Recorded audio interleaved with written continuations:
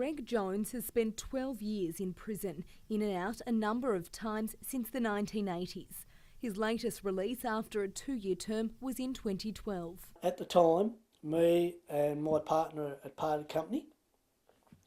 She went her way, took everything, I had nothing. I was coming out and going to actually live on the streets. He contacted Housing Tasmania, Anglicare and St Vinny's, but there was nothing for him. Where are you supposed to go? What are you supposed to do? Then he got on to the Salvation Army's Rio program, reintegrating ex-offenders and helping them find somewhere to live.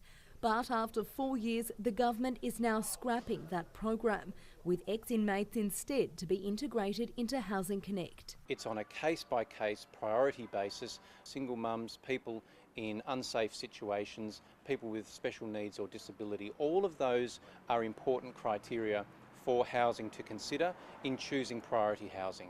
Unfortunately, ex-inmates are going to get lost in the Housing Connect system, and particularly given the massive blowout in public housing waiting lists, over 1,000 extra people since the Liberals came to office. There's fears those people will feel there's only one option. You come out, you're living on the streets, you've got no money, no nothing. What's the first thing you do? I'll go back out and commit a crime, I'll go back to jail, I've got a roof over my head, I've got a good bed, and I'll get 3 meals a day.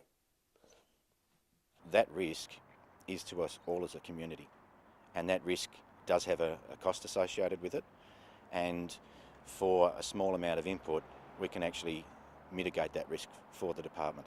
The Salvos say they feel at a loss as they want to help these former inmates, but they simply won't have the time or resources to do so. And they say it goes far beyond just helping them find housing. Paying bills, managing a household, holding down a tenancy, cooking a meal, how to engage with Centrelink, how to engage with a parole officer. We help people go through all those basic things that we find are just everyday interactions that can be a real challenge for people who've become institutionalised. To me, if you've got an organisation that's doing all this, why close it? Rio's funding ends in June, but the Salvation Army remains hopeful the government will reconsider. Georgia Love, Win News.